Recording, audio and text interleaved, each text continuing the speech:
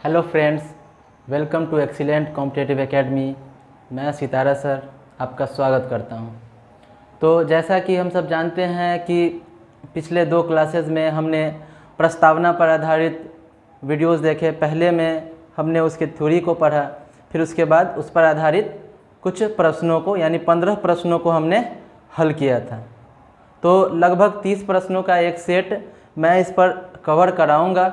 तो 15 के बाद आगे के प्रश्नों को लेकर मैं हाजिर हूं। तो आइए देखते हैं। तो आज का सबसे पहला प्रश्न है कि भारत के संदर्भ में, ठीक है, भारत के संदर्भ में कौन धर्मनिरपेक्ष शब्द का सही अर्थ है। तो इंडिया के लिए धर्मनिरपेक्ष शब्द का सही मायना क्या होता है? भारत के लिए धर्मनिरपेक्ष शब्द का सही मायना क्या होता है? पहले ही वीडियो में जब मैंने एक एक शब्द को क्लियर कर रखा था वहाँ पर मैंने धर्मनिरपेक्षता का अर्थ बताया था कि क्या कि राज्य का अपना कोई धर्म नहीं होगा, राज्य का अपना कोई धर्म नहीं होगा। हालांकि यहाँ के लोगों को धार्मिक स्वतंत्रता दी गई है, लेकिन भारत के संदर्भ में जब पूछता है कि धर्मनिरपेक्षता का क्या अर्थ होता है, तो धर्मनिरपेक्षता का अर्थ होता है कि राज्य का अपना कोई धर्म नहीं है, यानी भारत का अपना कोई धर्म नहीं है, बल्कि सभी धर्मों को यहाँ समान रूप से इज्जत दी जाती है, सभी धर्मों को समान रूप से स्वतंत्रता दी जाती है। तो देखिए इसमें कौन सा ऑप्शन सही होगा कि भारत के संदर्भ में कौन धर्मनिरपेक्ष शब्द का सही अर्थ है। तो भारत में अनेक धर्म हैं, भारतीयों को धार्मिक स्वतंत्रता प्राप्त है, ठीक है, धर्मानुपालन व्यक्ति की इच्छा पर निर्भर करता है, भारत में राज्य का कोई धर्म नहीं है। तो बिल्कुल हम किस ऑप्शन के साथ जाएंगे कि भारत में राज्य का अपना कोई धर्म नहीं है, डी ऑप्शन के साथ जाएंगे कि भारत में राज्य का अपना कोई धर्म नहीं है। तो सबसे पहले जब भी आप क्वेश्चन देखें तो वीडियो को पॉज करके खुद आंसर सही लगाएं, उसके बाद आप देखें जब मैं इसको डील करूं तो आप देखें कि क्या आपका उत्तर सही था या नहीं। तो चलिए अगले प्रश्न को देखते हैं, 17वें प्रश्न को। तो क्या हो गया इसका उत्तर कि धर्मनिरपेक्ष शब्द का क्या अर्थ है कि भारत में राज्य का कोई धर्म नहीं है। तो अगले प्रश्न को देखते हैं कि कौन सा शब्द, ठीक है, भारतीय संविधान में कौन सा शब्द उद्देशिका में शामिल नहीं है। तो उद्देशिका में कौन सा शब्द शामिल नहीं है, ये तो देखते के साथ आप एकदम सही उत्तर लगा चुके होंगे। समाजवादी, पंथ निरपेक्ष, प्रभुसत्ता संपन्न, ये सब तो हमने एकदम देख रखा है, जुबान पे याद कर रखा है। क्या लोक कल्याण शब्द कहीं देखने को आपको मिला था? तो लोक कल्याण शब्द हमारे संविधान की प्रस्तावना में कहीं पर नहीं है, ठीक है। तो क्या जवाब होगा इसका? लोक कल्याण। लोक कल्याण शब्द हमारे संविधान की प्रस्तावना में कहीं पर भी नहीं है। तो ये दोनों प्रश्न हो गए। अब 18वें प्रश्न को देखते हैं। प्रस्तावना में किस स्वतंत्रता का वर्णन नहीं है, ठीक है। तो ये क्या प्रश्न है कि प्रस्तावना में किस स्वतंत्रता का वर्णन नहीं है। तो कल ही बताया था मैंने आपको कि प्रस्तावना में कौन कौन स्वतंत्रता है? विचार, अभिव्यक्ति, विश्वास, धर्म और उपासना। विचार, अभिव्यक्ति, विश्वास, धर्म और उपासना की स्वतंत्रता है। विचार, अभिव्यक्ति, विश्वास, धर्म और उपासना की स्वतंत्रता है। तो कितने तरह की स्वतंत्रता है? 5 तरह की स्वतंत्रता है। 1 2 3 4 5। तो अब चुन लेना है कि इसमें से कौन सा स्वतंत्रता इसमें नहीं दिया गया है। तो प्रस्तावना में किस स्वतंत्रता का वर्णन नहीं है? विचार की स्वतंत्रता है कि नहीं? सबसे पहला ही है, ठीक है। फिर उसके बाद है विचार प्रकट करने की स्वतंत्रता, वही बात हुई, विचार की स्वतंत्रता या विचार प्रकट करने की स्वतंत्रता समान बात है। विश्वास की स्वतंत्रता, तो विश्वास की स्वतंत्रता है या नहीं? हमारा किसी भी मत में विश्वास हो सकता है, हम किसी पर भी बिलीव कर सकते हैं, अपना विश्वास किसी में भी दिखा सकते हैं। हमारा विश्वास किस में है? भारतीय संविधान में है, ठीक है। तो ये विश्वास की स्वतंत्रता भी है। आर्थिक स्वतंत्रता का कहीं उल्लेख नहीं किया गया है, बल्कि आर्थिक न्याय की बात की गई है। किस न्याय की बात की गई है? आर्थिक न्याय की बात की गई है। आर्थिक स्वतंत्रता की बात कहीं हमारे प्रस्तावना में नहीं की गई है। तो चलिए अगला प्रश्न देखते हैं। तो ये 18वां प्रश्न हो गया निम्न में से कौन भारतीय संविधान की प्रस्तावना में उल्लिखित नहीं है? निम्नलिखित में से कौन भारतीय संविधान की प्रस्तावना में उल्लिखित नहीं है? तो यहाँ पर किसकी बात आ गई है? न्याय की बात। तो हम लोग जानते हैं कि प्रस्तावना में 3 तरह के न्याय की बात की गई है। कौन कौन सा वो न्याय है? सामाजिक, आर्थिक, राजनीतिक न्याय। सामाजिक न्याय से तात्पर्य क्या है कि जाति, धर्म, लिंग, मूल, वंश के आधार पर किसी तरह का किसी व्यक्ति के साथ कोई भेदभाव नहीं किया जाएगा। तो यही क्या होगा? सामाजिक न्याय होगा उनके लिए। फिर आर्थिक न्याय की बात से तात्पर्य है क्या कि सबों को समान रूप से आर्थिक स्थिति से संपन्न बनने के लिए अवसर जो मुहैया कराई जाए उनको। किसी तरह की आर्थिक न्याय से तात्पर्य है ये भी कि किसी व्यक्ति को इस आधार पर जज नहीं किया जाएगा कि वो कितना अमीर है, कितना गरीब है, यानी कि संपत्ति के आधार पर किसी व्यक्ति में किसी तरह का भेदभाव नहीं किया जाएगा। आर्थिक न्याय होगी उनके पास। फिर क्या है? राजनीतिक न्याय। सभी लोगों के पास राजनीतिक न्याय से तात्पर्य है किसी भी राजनीतिक दफ्तर में या किसी भी राजनीतिक पार्टी के तरफ से आप चुनाव लड़ सकते हैं, वोटिंग का अधिकार आपके पास होगा। ठीक है, तो ये सब क्या हुआ? राजनीतिक न्याय के अंतर्गत आता है। तो न्याय में कहीं पर भी धार्मिक न्याय का उल्लेख है क्या? नहीं है। तो यही हमारा उत्तर होगा कि धार्मिक न्याय का चर्चा नहीं किया गया है।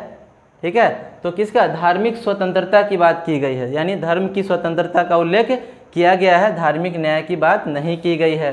निम्न व्यक्तियों में से किसने भारतीय संविधान की प्रस्तावना को हमारे संप्रभु प्रजातांत्रिक गणतंत्र की जन्म कुंडली कहा है? पहले ही क्लास में मैंने बताया था आप लोगों को कि निम्नलिखित व्यक्तियों में से किसने संप्रभु प्रजातांत्रिक गणतंत्र की जन्म कुंडली कहा है? किसको? भारत के संविधान की प्रस्तावना को प्रजातांत्रिक गणतंत्र की जन्म कुंडली कहा है किसने? तो जवाहरलाल नेहरू ने कहा क्या? नहीं। वल्लभ भाई पटेल ने? BR अम्बेडकर ने? नहीं। तो KM मुंशी ने कहा था ये। ठीक है, कन्हैया माणिकलाल मुंशी, KM मुंशी का ये कथन था। ठीक है, कि ये जो है प्रजातांत्रिक गणतंत्र की क्या है? जन्म कुंडली है। तो जवाहरलाल नेहरू का जो उद्देशिका प्रस्ताव पेश हुआ था 13 दिसंबर 1946 को, वही हमारे बाद में संविधान की प्रस्तावना के रूप में उसको अंगीकार किया गया था। चलिए आगे देखते हैं, वल्लभ भाई पटेल के बारे में देख लेते हैं कि ये संविधान सभा में जो प्रांतीय समिति बनाई गई थी प्रांतों के लिए, उस समिति के ये अध्यक्ष थे। और BR अम्बेडकर जो हमारे संविधान सभा में क्या थे? प्रारूप समिति के अध्यक्ष थे, जिसको मसौदा समिति भी कहा जाता है। चलिए, तो संविधान को पवित्र दस्तावेज किसने कहा है? ठीक है, तो पवित्र दस्तावेज भारतीय संविधान को किसने कहा है? हम सब भी जानते हैं कि संविधान हमारे देश के सभी किताबों में सबसे पवित्र है, हमारे देश के सभी किताबों में सबसे पवित्र है। वैसे हर एक धर्म के लोगों को मानने वाले जो लोग होते हैं उनके धर्म में पवित्र किताबें होती हैं, होली बुक्स होती हैं। ठीक है, तो हर एक धर्म का अलग अलग होली बुक्स होता है। तो लेकिन हमारे राष्ट्र के लिए सबसे पवित्र कौन सा पुस्तक है? तो वो हमारा भारत का संविधान है, जिसके आधार पर पूरे देश को रन कराया जाता है। चलिए, तो संविधान को पवित्र दस्तावेज, कैसा पवित्र दस्तावेज किसने कहा? तो उन्होंने ही कहा जो मसौदा समिति यानी प्रारूप समिति के अध्यक्ष थे BR अम्बेडकर, जिनको संविधान का निर्माता मुख्य रूप से कहा जाता है।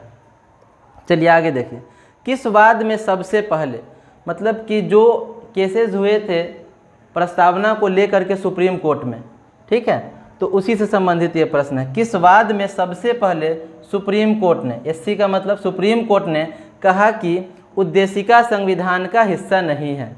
उद्देशिका संविधान का हिस्सा नहीं है। तो हम सब लोग जानते हैं कि सज्जन सिंह का मामला हमने पढ़ा नहीं। गोलकनाथ वाला मामला जो था उसमें क्या कहा गया था कि संविधान का आत्मा स्वीकार किया गया था, किसको? प्रस्तावना को, यानी उद्देशिका को। और केशवानंद भारती बनाम केरल राज्य 1973 के मामले में उद्देशिका को संविधान का भाग माना गया था। तो कौन सा जवाब होगा? बेरुबारी वर्सेस भारत संघ के बीच में जो वाद हुआ था 1960 में, 1960 में जो वाद हुआ था, इस वाद में सुप्रीम कोर्ट ने उद्देशिका को संविधान का हिस्सा नहीं माना था। चलिए आगे देखते हैं, निम्न में से किस वाद में सुप्रीम कोर्ट ने यह धारणा प्रस्तुत की कि प्रस्तावना संविधान का भाग है, प्रस्तावना संविधान का भाग है। तो डॉक्टर कोहली वाद, तो इस तरह का वाद क्या आपने पढ़ा है? नहीं। बनारसी दास वाद, Bommai versus union of India, और एक क्या है, Malik Singh versus state of Punjab. तो यही होगा Bommai versus union of India, इसमें स्वीकार किया गया था। ये कब हुआ था? 1994 में ये वाद हुआ था। ये वाद में स्वीकार किया गया था सुप्रीम कोर्ट के द्वारा कि प्रस्तावना संविधान का भाग होगा। चलिए तो अगले प्रश्न को हम लोग देखते हैं अब। तो चलिए आगे के प्रश्नों को देखते हैं कि निम्न में से किस वाद में सुप्रीम कोर्ट ने प्रस्तावना को भारतीय संविधान की मौलिक संरचना का भाग स्वीकारा है। ठीक है, जो मौलिक संरचना, फंडामेंटल स्ट्रक्चर जो है, उसका भाग स्वीकारा है। मतलब कौन सा ऐसा वाद जो हुआ था उसमें संविधान की मौलिक संरचना के रूप में किसको, प्रस्तावना या उद्देशिका को स्वीकार किया गया था। तो पहले ही क्लास में इसके बारे में बताया गया था। जो बेरूबारी वाद था उसमें तो बिल्कुल नाकार ही दिया गया था कि यह संविधान का भाग है ही नहीं। एक के गोपालन केस इस तरह का हमने कुछ बताया भी नहीं है आपको। प्रिवी पर्स विवाद उससे संबंधित नहीं था, ये दूसरा विवाद है। और केशवानंद भारती विवाद, इसी में कहा गया था क्या कि संविधान का मौलिक संरचना है क्या, उद्देशिका या प्रस्तावना, अतः यह संविधान का भाग माना जाएगा। तो केशवानंद भारती वाद जो था 1973 में जो हुआ, केशवानंद भारती वाद 1973 में 24 अप्रैल 1973 को इसका वर्डिक्ट आया था। तो केशवानंद भारती विवाद में ही ये हुआ था। चलिए आगे देखते हैं। भारतीय संविधान की प्रस्तावना में जिन आदर्शों एवं उद्देश्यों की रूपरेखा दी गई, भारतीय संविधान की प्रस्तावना में जिन आदर्शों एवं उद्देश्यों की रूपरेखा दी गई है, तो उद्देश्य के बारे में बताया था ना कि सामाजिक, आर्थिक, राजनीतिक न्याय, विचार, अभिव्यक्ति, विश्वास, धर्म और उपासना की स्वतंत्रता, ये सब क्या है, लागू कराना हमारा जो संविधान का ये उद्देश्य है। ये संविधान का उद्देश्य है, ये भारत के लोगों को इस तरह का स्वतंत्रता, इस तरह का न्याय, इस तरह की समता देनी है, ये सब उद्देश्य है। तो जिन आदर्शों एवं उद्देश्यों की रूपरेखा दी गई है उनकी व्याख्या की गई है। ठीक है, तो जो आदर्श जो दिए गए हैं उनकी व्याख्या कहाँ कहाँ पर किया गया है सो देखना है। तो सामाजिक, आर्थिक, राजनीतिक न्याय, तो सामाजिक न्याय, आर्थिक न्याय और राजनीतिक न्याय, ये सब जो दिया गया है ये डीपीएसपी में, यानी directive principle of state policy, यानी कि राज्य की नीति निर्देशक तत्वों में इसका उल्लेख किया गया है। जबकि जो स्वतंत्रताएं दी गई है, विचार, अभिव्यक्ति, विश्वास, धर्म और उपासना की स्वतंत्रता या जो धार्मिक स्वतंत्रता वगैरह दिया गया है, कहाँ पर दिया गया है, मौलिक अधिकार के टर्म्स में दिया गया है। और वहीं पर जब बात की जाती है बंधुत्व की, कि बंधुत्व बनाए रखना है, व्यक्ति की गरिमा को बनाए रखना है, तो ये सब, इन सब का उल्लेख किसमें किया गया है, फंडामेंटल ड्यूटीज़ यानी कि मौलिक कर्तव्य में किया गया है। तो जाहिर सी बात है कि जितने भी उद्देश्य हैं इन तीनों में मिलते हैं। किन तीनों में? मूल अधिकार। तो ऑप्शन देख लेते हैं क्या क्या है। पहला ऑप्शन केवल मूल अधिकार है, तो केवल मूल अधिकार में नहीं है, मूल अधिकार में भी है, डीपीएसपी में भी है, फिर फंडामेंटल ड्यूटीज़ यानी मौलिक कर्तव्य में भी है। तो मूल अधिकारों के अध्याय में, डीपीएसपी के अध्याय में, मूल अधिकारों, डीपीएसपी एवं मौलिक कर्तव्य के अध्याय में, तो इन तीनों में, संविधान के पाठ में कहीं भी नहीं है। तो ऐसा नहीं है, ये तीनों अध्याय में उपस्थित है। ये क्या है, तीनों अध्याय में, मूल अधिकार में भी है, डीपीएसपी में भी है और मौलिक कर्तव्य में भी है। आगे देखिए, उद्देशिका में कितने प्रकार की न्याय की बात की गई है। एकदम मुंह पर ये सब सवाल होना चाहिए, सवाल का उत्तर होना चाहिए आपके पास।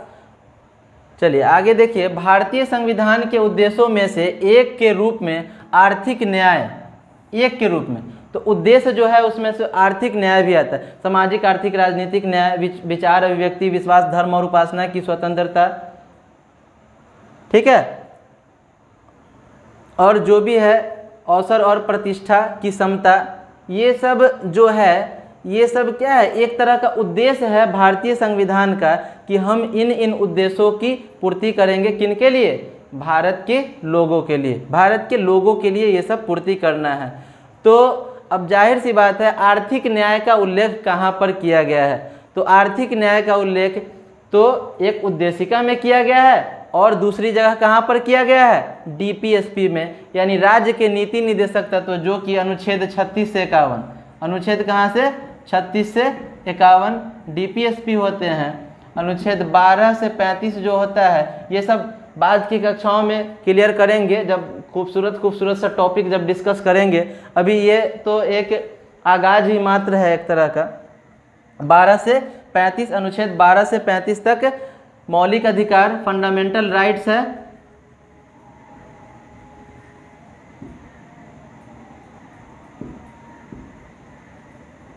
फिर उसके बाद 51 का क, जिसको फंडामेंटल ड्यूटीज़ बोलते हैं, ये हमारे मूल संविधान में नहीं था। ये हमारे मूल संविधान में नहीं था।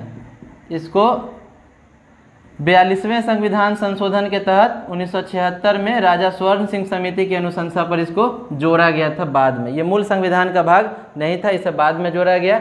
इसके तहत जब जोड़ा गया था तब कितने मौलिक कर्तव्य थे? 10। फिर उसके बाद जो 6 से 14 वर्ष की आयु के बच्चों की शिक्षा के लिए जो बात की गई है, फिर उसको जोड़ने के बाद वर्तमान में कुल कितने मौलिक कर्तव्य हैं? 11।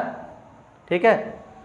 अब राज्य की नीति निर्देशक तत्वों के बारे में देख लेते हैं कि राज्य के नीति निर्देशक तत्व में ही ये किसका उल्लेख किया गया है? आर्थिक न्याय का उल्लेख किया गया है। तो जब एक एक करके सारे टॉपिक्स को हम क्लियर करेंगे तो और भी बात सामने निकल कर आएगी। संविधान में दिया गया आमुख न्यायालय में लागू नहीं होता है, महत्वपूर्ण है और उसकी उपयोगिता है। शासन करने के उद्देश्य से उद्देश्य को उल्लिखित करता है। संविधान के कानूनी अर्थ निर्णय में सहायता करता है। तो संविधान के कानूनी अर्थ निर्णय में तो बिल्कुल सही बात है कि यह सहायता करता है। शासन करने के उद्देश्य को उल्लिखित करता है, तो उद्देश्य बताता है ना कि किस तरह से शासन करना है। फिर महत्वपूर्ण है और उसकी उपयोगिता भी है। और फिर क्या है? न्यायालय में लागू नहीं होता है। तो न्यायालय में क्या ये लागू होता है? तो नहीं, न्यायालय में ये लागू नहीं होता है। तो इसका सही उत्तर क्या होगा? तो न्याय योग्य नहीं है। उस दिन देखे थे ना प्रस्तावना के बारे में, क्या देखे थे कि ये न्याय योग्य नहीं है। तो क्या हो जाएगा इसका उत्तर? 2, 3 और 4 हो जाएगा। ये केवल नहीं होगा, बाकी सब। निम्न में से कौन सही है? निम्न में से कौन सही है? सामाजिक समानता संविधान में प्रत्याभूत नहीं है। तो क्या ऐसी बात सही है कि सामाजिक समानता संविधान में नहीं है? जब समानता का अधिकार हम लोग पढ़ते हैं मौलिक अधिकार के सेक्शन में, अनुच्छेद 14 से लेकर 18 तक, अनुच्छेद कहाँ से लेकर?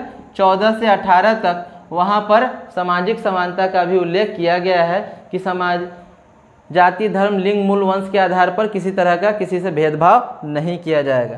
तो सामाजिक समानता संविधान में प्रत्याभूत नहीं है, गलत बात है। ये संविधान में प्रत्याभूत है। देश में सामाजिक समानता पहले से ही विद्यमान थी?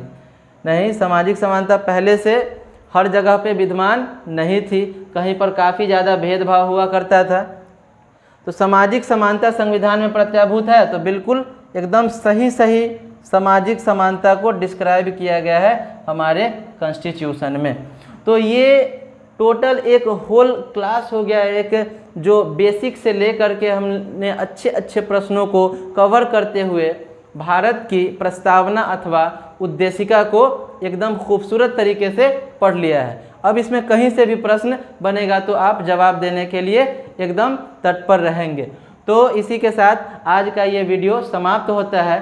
तब तक के लिए till then take care, bye bye.